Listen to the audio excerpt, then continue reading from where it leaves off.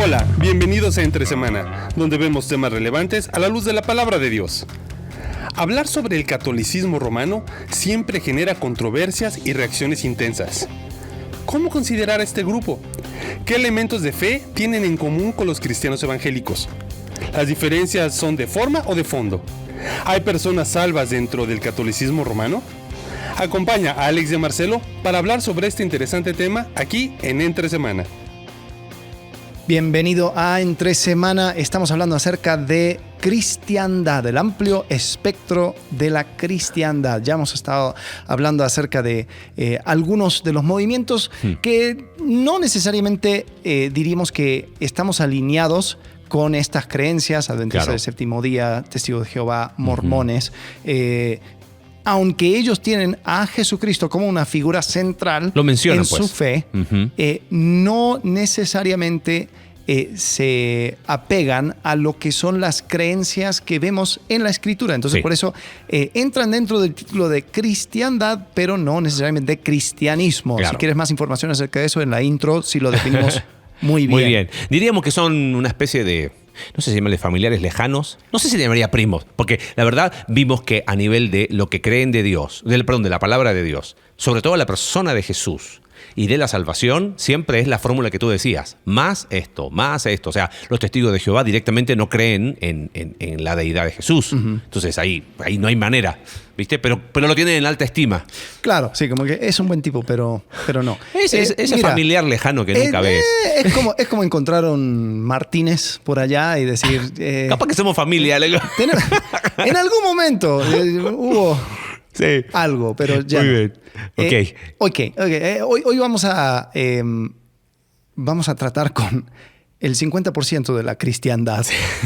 Según las estadísticas, 50.1% de las personas que se autodenominan cristianos son católicos romanos. Católico, apostólico y romano. Sí. ¿Para qué? Ahora, ¿tú eres católico? ¿Apostólico? Coquimbano. Coquimbo es mi ciudad de origen.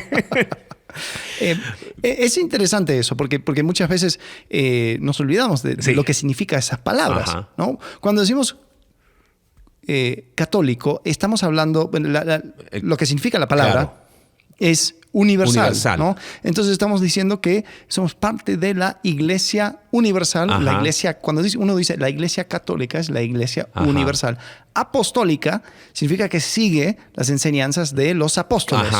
Tiene como fundamento la enseñanza apostólica, ¿no? Que es algo que vemos respaldado en la Biblia. Él lo dice en el libro de Efesios, ¿no? Correcto. Cristo, la piedra del ángulo, la iglesia fundada, piedra del ángulo, fundamento, apóstoles y profetas. Entonces hasta ahí estamos bien.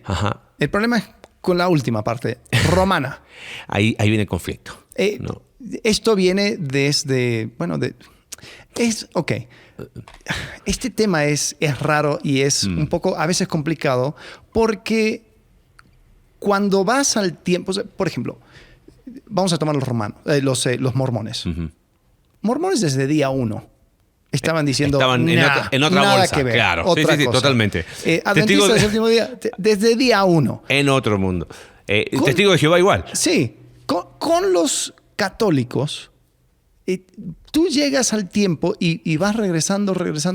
Llegas a un punto donde es la misma cosa.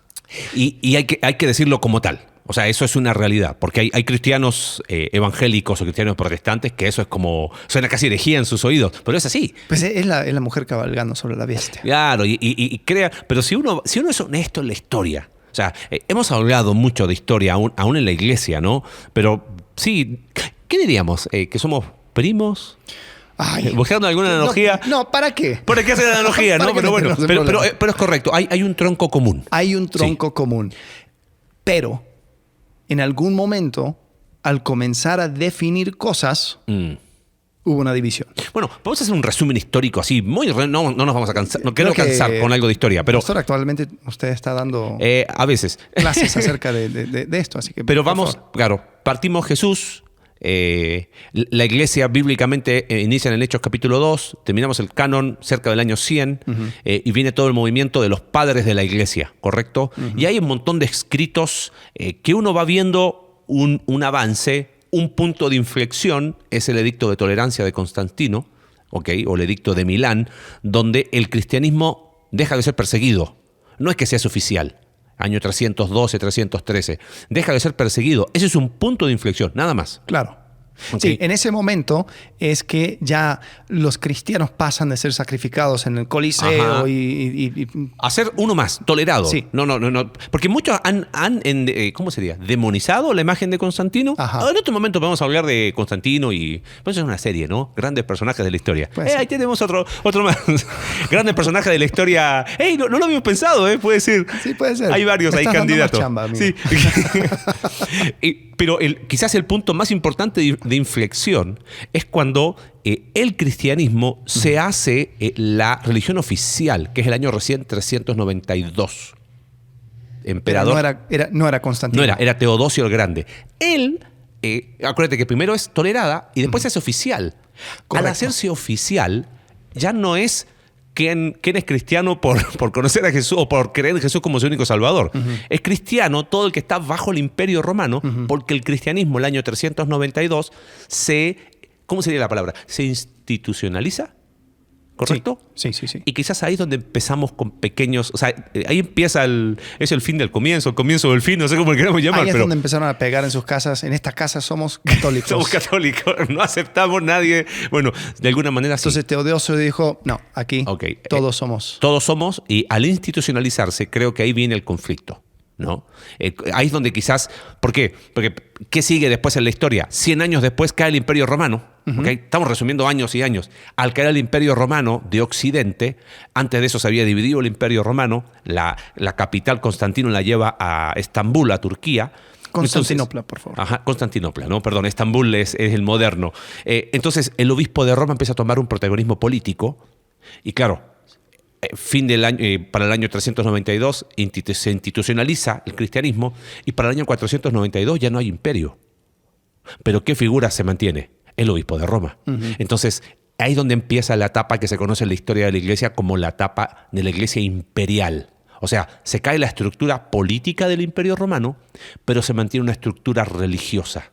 Y se hace oficial, yo diría, con la coronación de Carlomagno. Claro, año 800. Donde el que ándale. le da la corona es el Papa. Eso Declarando a Carlomagno el emperador de Roma. O sea, el emperador del sacro el que imperio. recibe como la herencia de Roma. Sí. Entonces dice, a ver, ¿quién tiene la autoridad para hacer eso? Bueno, el Papa estaba asumiendo ese rol. Sí. Entonces, sí, se fue mezclando un montón Sí. de cosas. Eso Y- es bueno decirlo porque no es que empezó en el año, no es con Constantino, pues, ni con Pedro. O sea, fue un proceso. Dijiste Carlomagno 800. Un proceso y hasta diría que en ese proceso no era todo, o sea, no era como que era un plan maléfico Ajá. que desde el comienzo en el corazón de Constantino dijo voy a corromper a la iglesia de Jesucristo. Yo creo que fueron sucediendo un montón de cosas que se fue dando. Por ejemplo, y sucede hasta el día de hoy, cada vez que hay autoridad política en una institución religiosa, vas atrayendo al peor tipo de persona. Te Los estás metiendo en la políticos. pata de los caballos. No, pero es sí. verdad, sí. Yo como Sí. gringo, yo vi eso en los 80s. En los 80s con lo llamaron la mayoría... La mayoría moral. Moral. Sí, la mayoría Correcto. moral. Y bueno, con Fue un eso desastre. fueron eligiendo personas, hicieron un montón de cosas. Es Era interesante para hablar de ese tema en algún momento. Los senadores llamando a estrellas de rock and roll diciendo, ¿por Ajá. qué ustedes ponen letras Claro. satánicas al revés? Y No, era fue todo un tema, ¿eh? todo un tema, pero mira, yo creo que cuando se mezcla la política con la religión, se va dando esas cosas. Sí. Y la iglesia, al ir ganando lugar en la historia, fue institucionalizándose a tal punto que la manera en que una persona que quería obtener poder, la manera en que lo podía hacer de manera más eficiente era a través de la iglesia. Bueno. Entonces, ¿qué hizo? Pues voy a subir los Sí, escalones de la claro. iglesia. Mencionaste Carlomagno, año 800 después de Cristo. Leo Gregorio VII, año 1073. Él publica algo que se llamó Dictatus Papae. Leo el primero. El Papa es el señor absoluto de la iglesia, estando por encima de los fieles.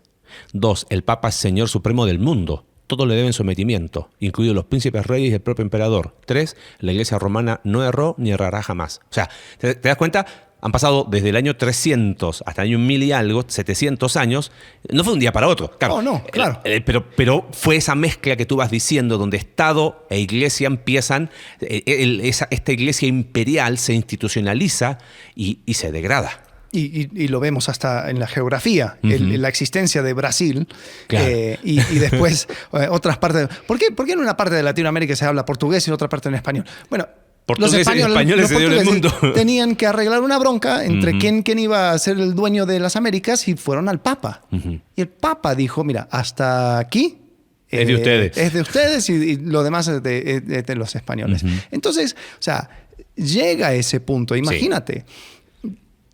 Y creo que es importante también reconocer de que la Iglesia, al comienzo, ellos tenían, por ejemplo, sus concilios, ¿no?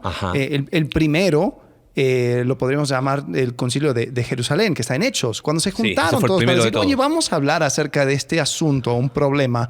Vamos a ver si podemos llegar a un acuerdo. El primero era acerca de si los gentiles podían recibir a Cristo, si eran parte del pacto, si eso era parte. Y Pedro... ¿Cómo entraban ahí? Hablaba acerca de este asunto y lo resolvieron juntos. Después, el concilio de Nicea.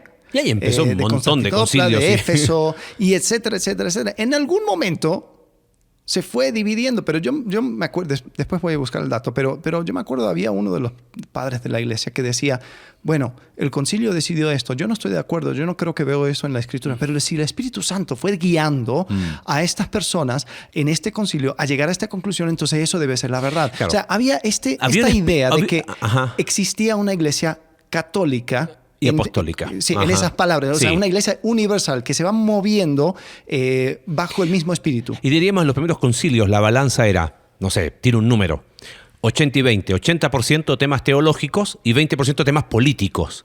Pero la balanza se empieza a inclinar en la medida que la iglesia se empieza a institucionalizar. Sí. Entonces, para el año 500, 600 ya los concilios no eran 80 y 20. Pero hacia el año 1000 ya eran 100 y 0. O sea, ya lo teológico había quedado relegado a un segundo plano y ya se trataba de cómo se organiza la institución, gran empresa llamada, por decirlo de alguna forma, ¿no? O sea, se perdió ese primer espíritu. ¿Esto por qué es importante decirlo? Porque ahí es donde surge la Reforma, que tuvo como precursores Wycliffe 1200, Juan Hus 1300, o sea, no fue de un día para otro que un día Lutero, no, siempre hubo movimientos reformistas que decían, oye, esto no va bien. Siempre hubo intentos de hacer algo, pero claro, una mezcla de situación social, económica y política hace que lo que hace Lutero es una chispa que se enciende, o sea, se prende un incendio en Europa, ¿no? Pero ahí se hace ¿cómo sería la palabra? La escisión, la salida, que nunca fue la idea, empezar otra iglesia para Lutero, ¿correcto? Sí. Pero, ¿por qué hacemos todo eso? Porque si vamos a hablar de catolicismo, tenemos que entenderlo a la luz de dónde vienen los claro. católicos. Bueno, o sea, pasamos todos los episodios previos hablando de dónde vinieron todos estos, pero y la historia de los católicos significa, o sea, lo que terminó sucediendo es que en algún momento en esa politización se fue cambiando las creencias básicas de esta iglesia, claro. la cual, o sea, cuando vamos a hablar acerca de los católicos, estamos hablando de los católicos romanos, ¿no? Sí. Las creencias oficiales católicas romanas se fueron cambiando de tal forma que ya uno puede verlo a la luz de la Escritura y decir, ¿por qué? Ya no se encuentra dentro de lo que nosotros, tú y yo, Marcelo y Alex, definiremos como cristianismo. Eso es bueno porque por ahí, oye, ¿por qué vas a tomar lo que dijo Gregorio VII el año 1000 como punto de referencia de lo que creen los católicos hoy? Porque eso es lo que toman ellos. Claro, pero bueno, entonces tomemos algo. Vamos a cuál es el último concilio que el catolicismo romano estableció. Y de ahí saquemos la información, porque acá hay 2 o 3 cosas que son importantes. Primero, no es nuestro espíritu hablar en contra de algo. ¿A qué me refiero? Que al tener quizás un tronco en común, vamos con una actitud distinta a lo que quizás fueron los mormones, testigos de Jehová y adventistas. Pero hay una idea como establecida de que, bueno, los católicos ya no son como antes. Ok. Sí, han cambiado muchísimas cosas.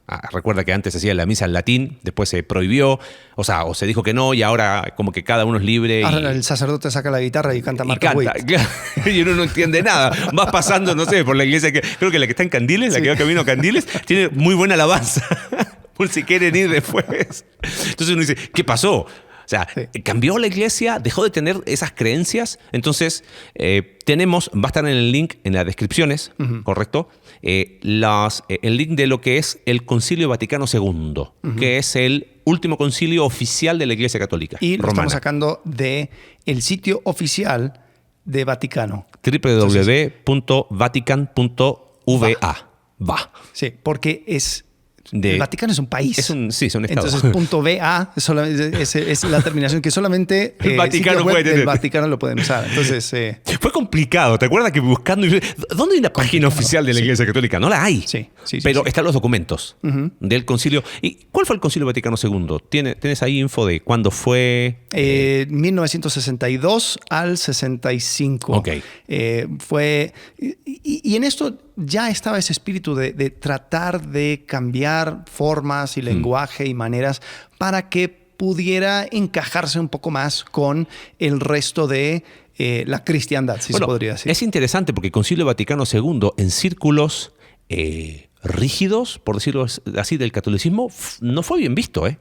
No fue no, porque muchos lo consideraron como un concilio ecuménico, como en algún momento tenían cierta como más apertura para ciertos círculos más ortodoxos dentro del catolicismo romano. No fue muy bien visto, que digamos. ¿Ok? Sí. Y entonces ahí se juntaron todos los obispos, si no me equivoco, o arzobispos, no tengo bien el dato, cómo funciona, no fui parte de eso, entonces, pero se junta, el Papa lo preside y vienen todos los creo que son arzobispos, si no me equivoco. Creo que sí. Cardinales. Ajá, ¿no? cardenales, Sí. el colegio cardinalicio. Ok, y están ahí trabajando y van estableciendo una serie de cosas, decretos, declaraciones específicas, y ahí está contenido la última revisión de las creencias oficiales del catolicismo romano. Lo cual es muy bueno. Sí, está buenísimo. Mucha de esa información, yo lo estaba leyendo y era como que, sí, de acuerdo, sí, no, excelente, me gusta cómo lo explica, esto va con la Biblia, la escritura. Está buenísimo. Y después hay algunas cosillas donde dices, ¿qué pasó aquí? Para no aburrir, vamos a ir al núcleo duro, aquellas cosas que nos diferencian. Sí. Pero aquí tengo el dato, 2.450 obispos participaron. Oh, wow. O sea que... Una banda. Muchos. Y también estamos llegando a esto porque, por ejemplo, el católico promedio no maneja estas cosas, tal vez pensar en la historia, el Concilio Vaticano, bla, bla, bla, bla, bla. La verdad no le importa mucho.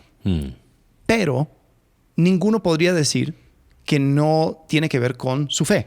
O sea, no es una parte importante de lo que dice que cree. Sí.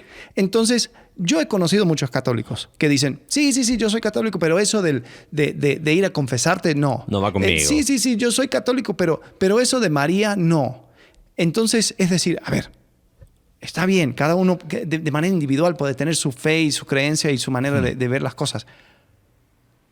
Pero al exponerlo de esta manera, te estamos diciendo, si estás al otro lado de esto, eres un mal católico. Claro. O sea, totalmente. Esto es la creencia oficial.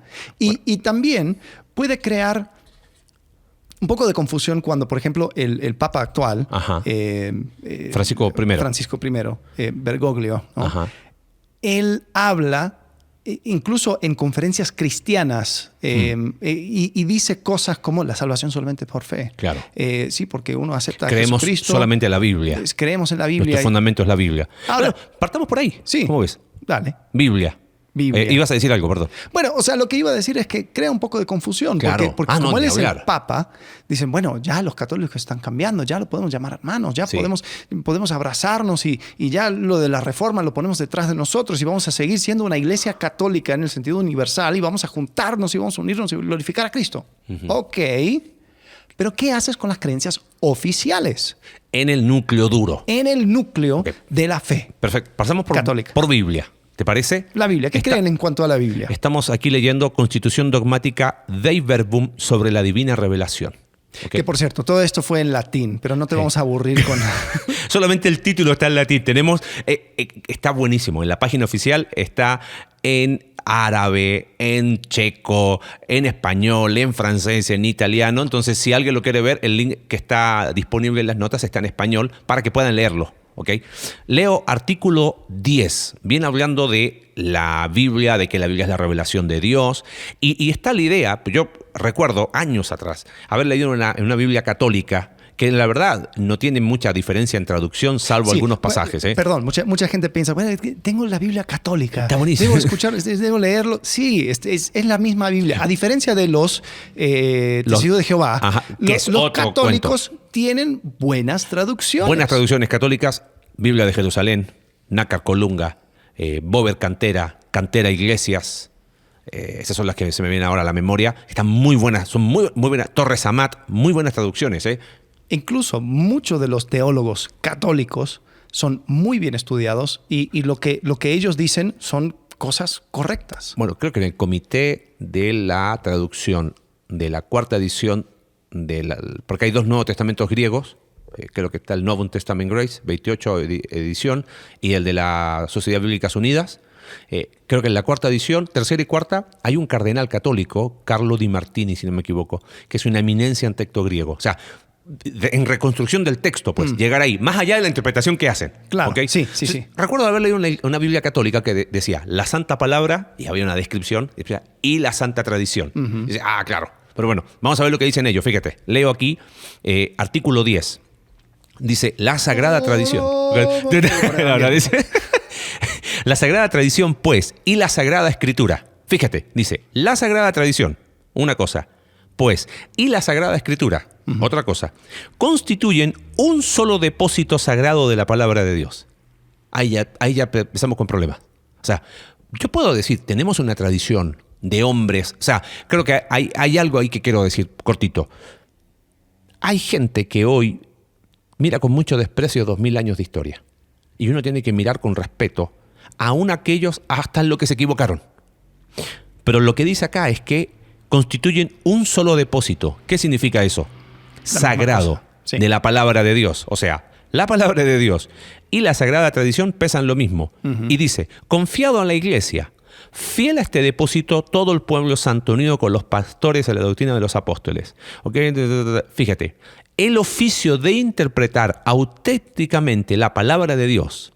Y dice, escrita o transmitida. O sea, la Biblia, como la conocemos, o la sagrada tradición. Ha sido confiado únicamente al magisterio vivo de la iglesia.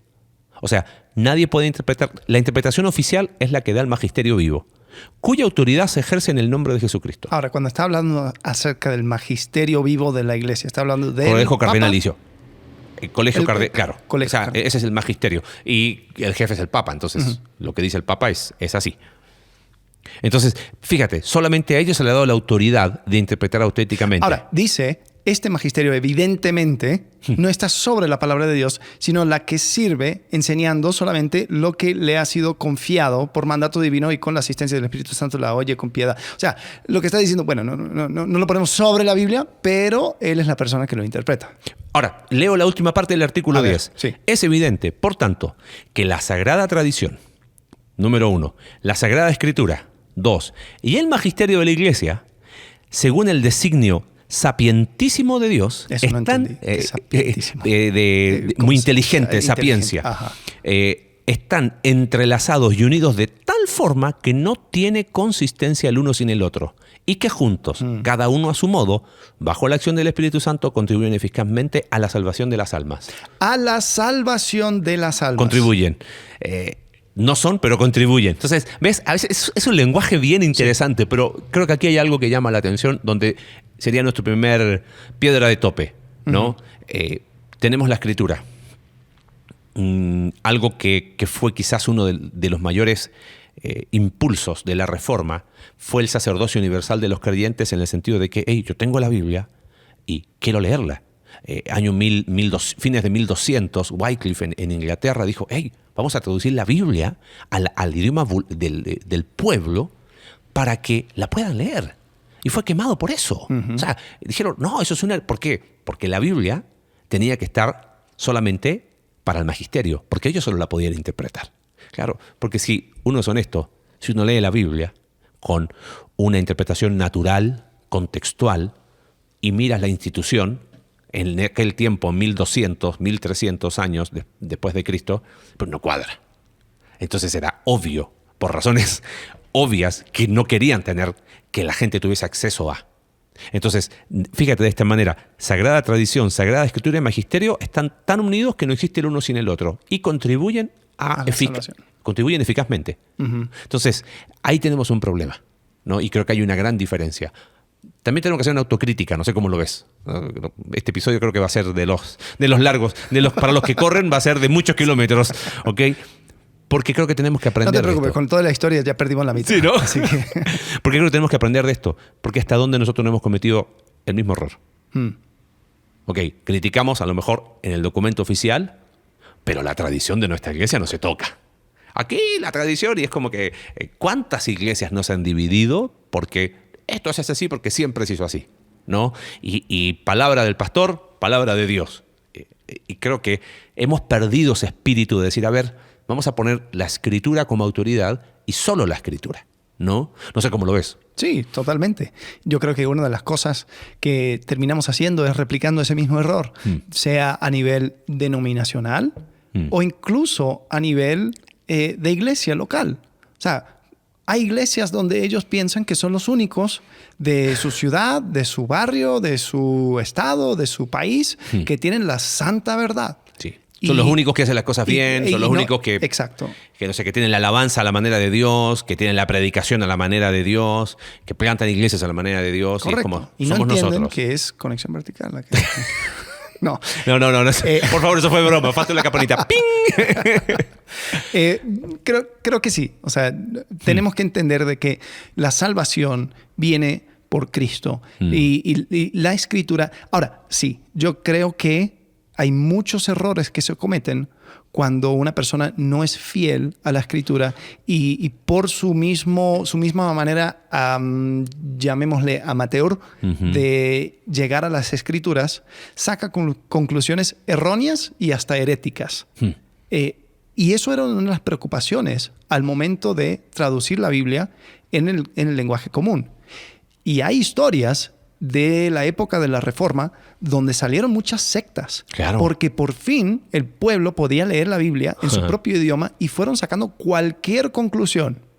Ahora, con eso dicho, no significa que un grupo, unas personas, unos hombres selectos son los únicos que son capaces y aprobados por Dios para interpretar las Escrituras. Claro. Eso nunca fue en el corazón, nunca fue el corazón de Dios. No, entonces, tenemos que entender que hay algunas preocupaciones legítimas, sí. Pero el decir lo que dice aquí en este artículo de Dei Verbum, de que juntos, cada uno, la Escritura, el magistrado y la tradición, cada uno a su modo bajo la acción del Espíritu Santo, contribuyen eficazmente a la salvación de las almas. Claro. Eso no lo encontramos. No, y hay dos errores ahí. Uno es poner la santa tradición y el magisterio a la altura de la palabra. Correcto. Porque dicen, los tres actúan y son indivisibles, no existen el uno sin el otro. Y después nos metemos en segundo tema, que vendría a ser salvación. Porque hablamos de Biblia recién, y dice, leíste recién, contribuyen eficazmente a la salvación. Sí. ¿Qué cree? A ver, dijiste recién, uno escucha una misa y es como creen en Jesús. Dice, recibe a Jesús. Acepta a Jesús. ¿Sí? Es como que hay un lenguaje muy común, ¿no? Inclusive ciertos teólogos católicos que son muy buenos, tú lees sus escritos y claramente dicen que no tiene que ver con obras, ¿ok? Pero, ¿qué creen en cuanto a salvación? No sé si tienes por ahí el... Tengo del Lumen Gentium, capítulo 1, artículo 3. Ok. Habla acerca de la salvación. Dice, la obra de nuestra redención se efectúa cuantas veces se celebra en el altar el sacrificio de la cruz, por medio del cual Cristo, que es nuestra Pascua, ha sido inmolado, como dice en 1 Corintios 5:7, y al mismo tiempo la unidad de los fieles que constituyen un solo cuerpo en Cristo está representada y se realiza, fíjate, por el sacramento del pan eucarístico. Todos los hombres están llamados a esta unión con Cristo, luz del mundo, de quien procedemos, por quien vivimos y hacia quien caminamos. O sea, es decir, la salvación se representa y se realiza. Nosotros creemos que la salvación se representa cuando tomo el Eucaristía. Recordamos. Es una representación. Este es mi cuerpo, esta es mi sangre. Pero dice aquí en Vaticano II, Lumen Gentium, capítulo 1, artículo 3, está representada y se realiza por el sacramento del pan eucarístico. O sea, por eso le dan tanto lugar e importancia a la misa, a la ¿cómo le llaman? Eucaristía, si no me equivoco. O sea, a ir y recibir la hostia. Porque el vino solamente se lo toma el cura, pero bueno, te dan la hostia. No sé si eso está interesante, ¿por qué una cosa y no la otra? No sé, pero bueno, de alguna manera lo que estamos leyendo, entonces, que esa redención se sigue efectuando cada vez que se celebra ese sacrificio. Wow. Después, en el artículo 11, dice, por el sacramento de la confirmación se vinculan más estrechamente a la Iglesia, se enriquecen con una fuerza especial del Espíritu Santo y con ello quedan obligados más estrictamente a difundir y defender la fe como verdaderos testigos de Cristo. Fíjate, por la palabra, juntamente con las obras, participando del sacrificio eucarístico, fuente y cumbre de toda la vida cristiana. O sea, la fuente y cumbre de toda la vida cristiana es el sacrificio eucarístico, es participar de la misa. Ahora, fíjate, vamos más todavía. Estamos diciendo, primero hablamos de que magisterio, Biblia y tradición operan juntos eficazmente. Ahora estamos hablando que la misa es el punto culminante, ¿correcto? Sí. Y ahí se sigue efectuando la redención. Leo el artículo 14 del mismo decretum. Dice, este Sagrado Concilio fija su atención en primer lugar en los fieles católicos y enseña, fundado en la Sagrada Escritura y en la tradición, que esta iglesia peregrinante es necesaria para la salvación. Ojo. Ahora, fíjate lo que dice después. El único mediador y camino de salvación es Cristo. Bueno, eso es una contradicción. O sea, creo que hay un principio vital que es el principio de no contradicción. O sea, si yo digo es necesaria para la salvación, y después digo que el único mediador y camino de salvación es Cristo, bueno, o me estoy contradiciendo, o como que digo algo, pero después como que lo compenso para que no suene tan...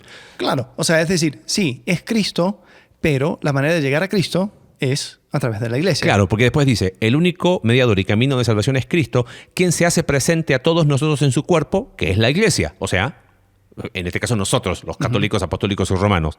Él mismo dice, al inculcar con palabras explícitas la necesidad de la fe y el bautismo, confirma al mismo tiempo la necesidad de la iglesia. Fíjate, en la que los hombres entran por el bautismo como por una puerta, por lo cual no podrán salvarse aquellos que, conociendo que la Iglesia Católica fue instituida por Dios a través de Jesucristo como necesaria, sin embargo, se negasen a entrar o perseverar en ella. O sea, en otras palabras está diciendo, no hay salvación fuera de la iglesia. Y los sacramentos. Entonces, claro, por eso dice, entras por medio del bautismo. Sacramento. Se mantiene la misa. Se profundiza por medio de la confirmación. Se efectúa y llega a su cumbre por medio de la misa. Después, o sea, ahora entiendes por qué las viejitas del pueblo se escandalizan tanto cuando su nietita se va a casar y no va a ser por medio de la Iglesia Católica. Claro. Porque en su mente ella está dejando a un lado la salvación eterna de su alma. Porque fuera de la Iglesia no hay salvación. No. Si tú te casas, si cumples el sacramento del matrimonio fuera de la Iglesia Católica, estás negando tu fe y estás uniéndote de manera hereje. Sí. Creo que en ese sentido es lo que estábamos diciendo recién. Y creo que no lo mencionamos al inicio, pero es lo que hemos dicho varias veces. Hay personas salvas dentro de la Iglesia Católica que han creído en Jesús como su único Salvador. Estamos seguros de eso. Pero terminan siendo mal católicos a la luz de esto. Sí. ¿Correcto? Sí. O sea, y por eso... Y no hay papa, no hay obispo, no hay sacerdote que va a negar lo que está escrito aquí. Claro. Porque estaría negando su propia fe. O sea, él también sería un mal católico. Y sí. Ok, seguimos. Hablamos de Biblia, hablamos de salvación, claro. Metámonos en tema Pedro, Papa y la primacía del Papa. ¿no? Es interesante porque uno dice, bueno, lo ven como un sucesor, es o no es, quién no es. Leo capítulo 3 del mismo decreto, ¿te parece? Dice, para apacentar, artículo 18, para apacentar al pueblo de Dios y acrecentarlo siempre, Cristo Señor instituyó en su iglesia diversos ministerios ordenados al bien de todo el cuerpo. Salto. Este santo sínodo, siguiendo las huellas del Concilio Vaticano I, esto es importante porque tú lo dijiste, no es que esto es nuevo, esto está puesto sobre no niega los concilios anteriores. Correcto. ¿Okay? Y es más, está lleno de hipervínculos, ¿no? Sí, que yo tuve que meterme a Google Translate y traducir del latín porque hay un montón de cosas que solamente en latín existen. Ajá. Ahora, dice, este sínodo, siguiendo esas huellas del Concilio Vaticano II, enseña y declara con él que Jesucristo, Pastor eterno, edificó la Santa Iglesia enviando a sus apóstoles, lo mismo que él fue enviado por el Padre. Hasta esa declaración estamos de acuerdo, ¿correcto? Dice, y quiso que los sucesores de aquellos, o sea, de los apóstoles, ¿quiénes son? Los obispos. Ahí tenemos un problema. ¿En qué momento los apóstoles fueron sucedidos por los obispos? Bíblicamente, históricamente, claro, fue una cuestión política. Cada apóstol tuvo su sucesor de una forma u otra. Creo que Clemente de Roma fue el que vino después de Pedro, ¿no? Sí. Y él hasta escribe, hay uno de los escritos muy populares después de la era apostólica, que es la primera de Clemente, que es un escrito que hace Clemente a la iglesia en Corinto. Y habla y dice que mira, esfuércense y ánimo y todo lo demás. Y eso no está mal. La pregunta es, ¿la misma autoridad descansa sobre ellos? Claro. Como descansaba sobre los apóstoles. Ahora, la Biblia no indica esto, pero aquí ellos, este escrito está indicando que efectivamente ellos tienen esa misma autoridad. Lo termino de leer, dice, esta doctrina sobre la institución, y fíjate, perpetuidad, poder y razón de ser del sacro primado del romano pontífice y su magisterio infalible. O sea, está diciendo imposible.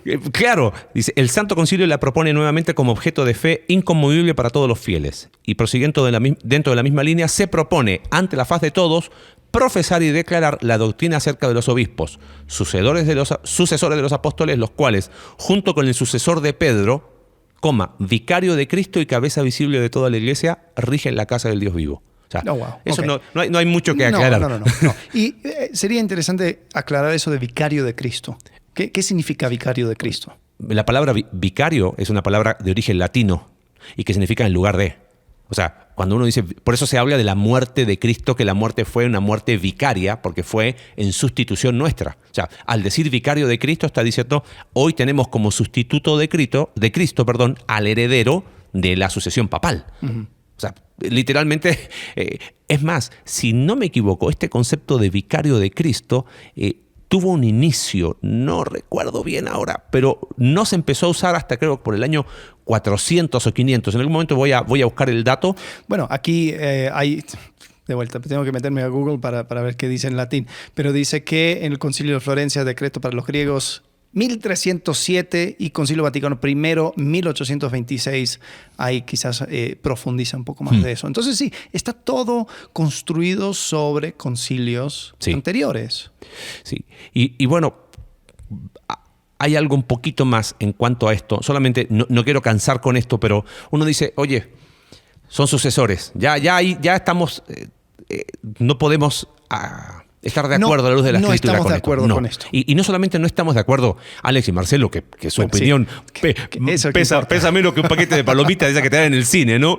Tiene que ver con que a la luz de la Escritura esto no es sostenible. Correcto. Pero claro, fíjate, si uno parte de premisas equivocadas, siempre va a terminar en un lugar equivocado. O sea, el apóstol Pablo no dijo, el que desea el obispado, buena cosa desea, habla conmigo primero y a ver si juntos vamos a Pedro para que te dé visto bueno. O sea, no hay evidencia de una jerarquía así como lo describe.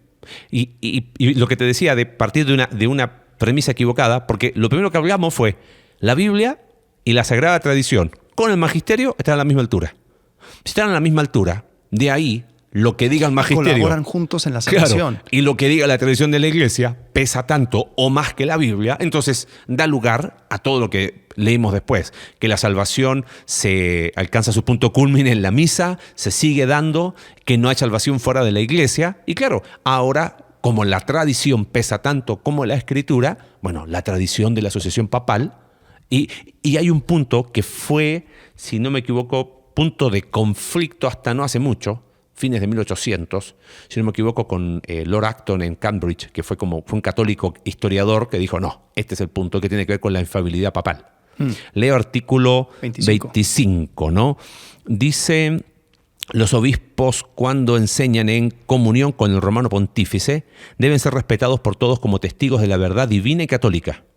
Los fieles, por su parte, en materia de fe y costumbres, deben aceptar el juicio de su obispo dado en nombre de Cristo y deben adherirse con él con religioso respeto. Ahora, dice más abajo, aunque cada uno de los prelados no goce por sí de la prerrogativa de infalibilidad, sin embargo, cuando, aún estando dispersos por el orbe, pero manteniendo el vínculo de comunión entre sí y con el sucesor de Pedro, enseñando auténticamente en materia de fe y costumbres, convienen en que una doctrina ha de ser sostenida como definitiva. En ese caso proponen infaliblemente la doctrina de Cristo. O sea, es como que sí, pero no. Esta infalibilidad que el divino Redentor quiso que tuviese su iglesia. O sea, ¿te das cuenta? Sí, Cristo, él habló de forma infalible, pero él la delegó a su iglesia cuando define la doctrina de fe y costumbre. Se extiende tanto cuanto abarca el depósito de la revelación, que debe ser custodiado santamente y expresado con fidelidad. Entonces, aquí viene, el romano pontífice, cabeza del colegio episcopal, goza de esta misma infalibilidad en razón de su oficio, cuando como supremo pastor y doctor de todos los fieles, que confirma en la fe a sus hermanos, proclama de una forma definitiva la doctrina de fe y costumbres. Ok, sí, o sea, sigue enseñando infalibilidad. Bueno, Alex, te toca predicar este domingo. ¿Vas a predicar infaliblemente o faliblemente? Y bueno, es que ahí es el punto. Y ahí es donde quizás tenemos que sacudirnos de alguna manera de mucha creencia. Piensa que vivimos Latinoamérica, o sea, del Río Bravo al sur fuimos colonizados por España, que venía con una espada y con la cruz del otro lado, católica, apostólica y romana. Hay mucho background en nosotros, mucho, ¿cómo sería la palabra? Trasfondo. Mucho trasfondo, muchas cosas que sin haber sido quizás católicos practicantes, crecimos en una sociedad católica. Sí. ¿Viste? Y está muy arraigado, tanto que después salen del catolicismo, van a una iglesia cristiana y siguen pensando que el pastor es infalible. Y siguen creyendo que lo que el pastor dice es infalibilidad. Y no, espérame. Ahí tenemos que tener el espíritu de los berianos, ¿no? Revisar la escritura para ver si es cierto. Oye, sí. ¿Qué está diciendo? ¿Por qué? Pero acá hay otra piedra de tope, ¿correcto? Sí, sí. Y esto, porque, vuelvo a decir, hoy en día, especialmente con el Papa que tienen, es un hombre... ¡Wow! Invitó a los indigentes. Ya no usa la misma gorra que usaba. ¿Cómo se llama ese? Sí, tiene un nombre. No me acuerdo ahora, que carísima, que no sé cuántos. Que ya no usa esa y que es un hombre del pueblo y es un hombre... Hay cambios. Hay cambios, sí, pero dices, a ver, estos cambios son de una persona.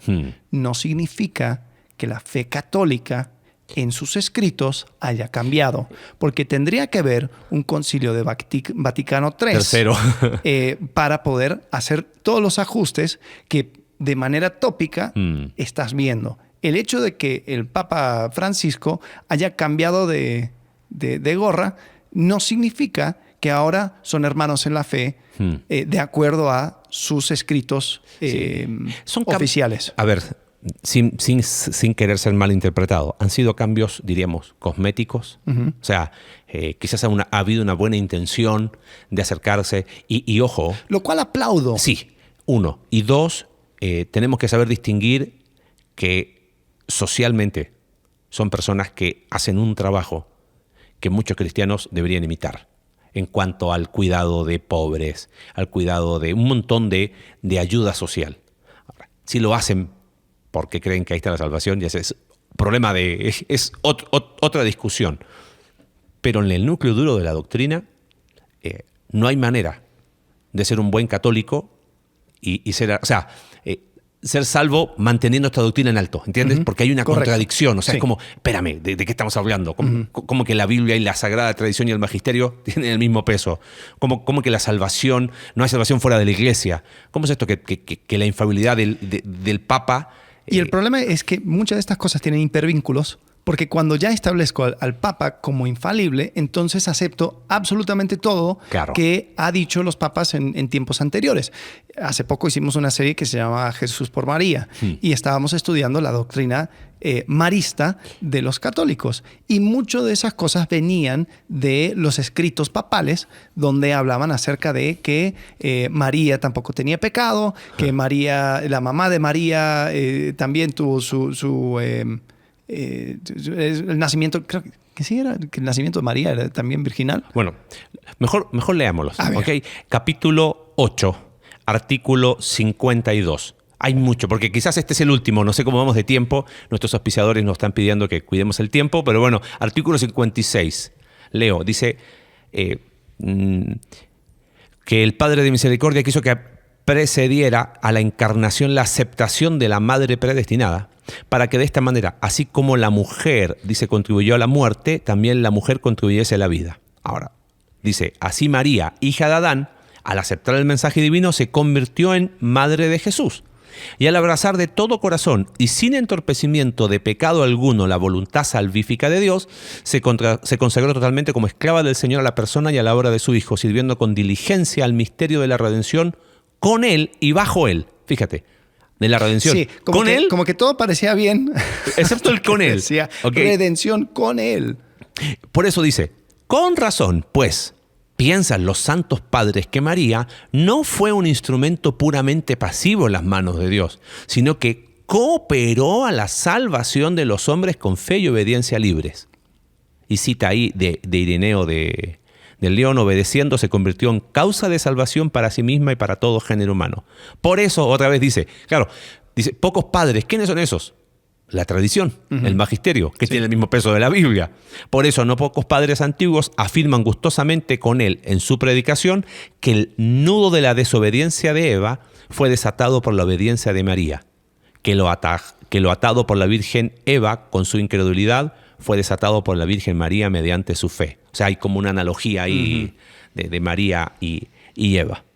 Y dice, esta unión de la madre con el hijo en la obra de la salvación se manifiesta desde el momento de la concepción virginal de Cristo hasta su muerte. Entonces, llega un momento, estoy buscando, hay un punto específico, dice, así, hablando de cómo María acompañó a Jesús, dice, así avanzó también la Santísima Virgen en la peregrinación de la fe y mantuvo fielmente su unión con el Hijo hasta la cruz, junto a la cual, no sin designio divino, se mantuvo erguida, sufriendo profundamente con su Hijo unigénito y asociándose con entrañas de madre a su sacrificio. ¿Ok? Entonces dice, por no haber ido, estoy buscando, hay una expresión que dicen, quiero leerla para que no... A ver, dime cuál es y hago control F. Pecado, habla de, acá está, finalmente dice, artículo 59, la Virgen Inmaculada, preservada inmune de toda mancha de culpa original. Claro, como acompañó a Jesús y terminó en sus entrañas sufriendo la salvación de Jesús, ahora es Virgen Inmaculada, preservada inmune de toda mancha de culpa original. Es lo que hablábamos en el episodio de A Jesús por María. ¿No?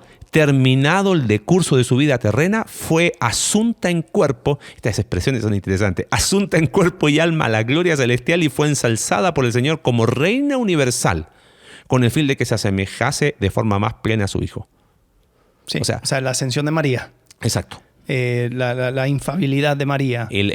María, ¿cómo era? Sin pecado concebida. Sin pecado concebida. Corredentora. Claro, porque participa de la salvación. Sí. Sí, y definitivamente esto son cosas que no podemos compartir. No, o sea, no hay manera. No lo encontramos en la Escritura. Pero ya, como tú dices, al aceptar la Escritura, la tradición y la estructura organizacional de la Iglesia como iguales y cada uno participando en la salvación, pues ahí te lleva arrastrando un montón de otras cosas que no lo encuentras en la Escritura. Sí. Y es raro, no quiero alargar esto, pero es como que dicen, no, pero María no opaca la redención de Jesús, que es el único redentor. Pero como colabora en la salvación, entonces también, o sea, es como que sí, pero no. Sí, pero ¿viste? no, correcto. Fueron 2000 y algo de obispos, no eran ignorantes, fueron precisos en el uso del lenguaje, porque dicen, hey, no estamos negando la redención de Jesús. Es que no la niegan. Tampoco dicen que la redención de Jesús es insuficiente. Están diciendo que María fue parte de, al sufrir en carne propia y al ser agente activo de la salvación, colabora en la salvación de todos los hombres, ¿no? Entonces, hay que tener cuidado, porque si hablas con un teólogo católico, te va a decir, yo creo en la redención de Jesús y es el único mediador. Sí. ¿Viste? Sí, pero mira, estos fueron 16 documentos. Lo trabajaron durante 3 años. Estos eran las personas, las eminencias en teología católica, como tú dices. Estas palabras se escogieron de manera muy exacta. Entonces, si esto es lo que dicen, esto es lo que aseveran, y si lo que aseveran no se puede sostener con la Escritura, y es más, va en directa contradicción con la Escritura, entonces sí tenemos que decir, esto no entra dentro de ese círculo cercano de cristianismo. Totalmente. Está fuera en lo que es cristiandad, con todas las otras creencias que tienen a Jesucristo como una parte importante de su fe, pero no guía a la salvación. ¿Hay personas dentro de esta fe que son salvos? Totalmente. Sí, pero son malos católicos. Sí. Pensando en eso, es interesante, quizás para terminar, cómo se ve desde el catolicismo estos cristianos que salieron en el tiempo empezaron a salir en el tiempo de la Reforma y que ¿cómo nos ven? Sí. ¿No? Sería interesante, lo leo rápido, acá lo encontré, dice aquí está, Unitatis Redintegratio, ¿ok? Artículo 19. Dice, las iglesias y comunidades eclesiales que se disgregaron de la sede apostólica romana. Mira qué interesante. En el primer decreto que leímos era Iglesia Católica, Apostólica y Universal. No, Católica, Apostólica. Pero no colocaron romana, ¿te acuerdas? Sí. Pero aquí dice de la sede apostólica romana. O sea, mira qué interesante. Es principio de no contradicción aquí por segunda vez para abajo. Dice, viene en aquella gravísima perturbación que comenzó en el occidente ya a finales de la Edad Media. Lutero, año 1517. Sí. Gravísima perturbación. Bien en tiempos sucesivos están unidas con la Iglesia Católica por una afinidad de lazos y obligaciones peculiares por haber desarrollado en los tiempos pasados una vida cristiana multisecular en comunión eclesiástica. O sea, eso en términos sencillos, todo lo que explicamos recién. O sea, están diciendo, esa gravísima perturbación, estamos unidos a ellos, dicen ellos, porque practicamos en algo. Pero puesto que estas iglesias y comunidades eclesiales, por la diversidad de su origen, de su doctrina y de su vida espiritual, discrepan bastante, no solamente de nosotros, sino también entre sí, estaría muy difícil describirlas cumplidamente, cosa que no pretendemos aquí. Entonces es como que tenemos la esperanza que se irán, como irán imponiéndose poco a poco en todos, la idea de un movimiento ecuménico. Hay que reconocer ciertamente que entre estas iglesias y comunidades y la Iglesia Católica hay discrepancias esenciales, no solo de índole histórica, sociológica, psicológica y cultural, sino ante todo de interpretación de la verdad revelada. Mira qué interesante. Sí. Ellos mismos están reconociendo. Ellos mismos. Sí. Están diciendo, no somos iguales. No. Sí, y creo que ahí es donde, y claro, o sea, ellos dicen, queremos que nos volvamos y nos juntamos y nos unamos. Pero acá. En Roma. O sea, debajo del Papa. Sí. Y quizás ahí, cerrando un poco el capítulo, en este amplio espectro de la cristiandad, no es el propósito hablar en contra o mal de. Es exponer qué es lo que se cree para decir, mira, estos son cosas en común, pero estas cosas no hay maneras de abrazarlas en común. Por eso, no sé qué piensas tú, desde el punto de vista de lo que se ha entendido, porque otra vez habla de ecumenismo, bueno, ¿pero a qué te refieres con ecumenismo? Pero bueno, me refiero a ecumenismo a un trabajo colaborativo de extensión del reino de Dios, no sé si entraría ahí. Yo personalmente me abstengo. Después de quizás sumar en iniciativas de índole social, como sociedad civil organizada, eso es otro cuento, pero eso no sé si entraría dentro de lo que se entiende por ecumenismo. No sé si me explico. Mira, si quieres saber un poco más acerca de tus ancestros, busca un buen mormón que te va a hablar de eso. Si quieres saber acerca del Antiguo Testamento y prácticas del Antiguo Testamento, un adventista del séptimo día sería excelente. Si quieres, ¿qué hacen los testigos de Jehová? Son bonachones y saben ir de casa en casa. Sí. Pero cuando estamos hablando acerca de temas de salvación, o sea, por ejemplo, yo creo que los que más han sido anti-aborto, pro familia, la disolución de la sociedad por medio del pecado y todo. O sea, tú puedes hablar con un católico y estar en sintonía total Sí, en totalmente. cuanto a, como tú dices, ¿no? En estos temas sociológicos. Pero cuando estamos hablando acerca de la centralidad de nuestra fe, que es Cristo, la centralidad de lo que creemos acerca de la Escritura, acerca de la vida eterna en Cristo, ahí es donde decimos, no caminamos juntos. No caminamos Sí, juntos. totalmente. Y tenemos amigos católicos queridos y apreciados. Les animamos a que lean, Sí. a que abran la mente, abran el corazón, abran la Biblia, abran lo que creen como doctrina fundamental, y quien quiera tener una plática y una conversación, estamos más que disponibles para lo que sea. Así que nos pueden contactar vía Twitter. Vía ¿correcto? Twitter, Entre Semana CB. Ajá. Si quieres hacer una pregunta anónima, puedes ir a icb.mx/preguntas. Ok. El cuarto es Entre Semana, sin espacio. Y sí. Y si no, si estamos tienes- en Miguel Hidalgo número 62. También, o llámanos, lo que sea. ¿no? Estamos para servirle. Aquí andamos. La próxima semana vamos a estar hablando acerca del círculo más cercano. Más ¿no? pequeño. Diríamos en jerga futbolística el área chica, ¿no? Área chica. Vamos a estar hablando acerca de el protestantismo, así como lo han denominado. ¿Eso fue denominación católica? O sea, Creo lo que sí, dijeron. no estoy seguro. Lo dejamos. Sí, Lo ok, podemos ok. hablar. Creo que es denominación de la... Sí, creo que sí. El Concilio de Trento, que lo llama así. Lo llamaron ellos. ¿Ellos? Próximo episodio, próximo jueves a la misma hora. Sí, ahí, búscanos. Bueno. Estaremos hablando de eso. Listo. Gracias. Adiós. Gracias por acompañarnos en un capítulo más de Entre Semana.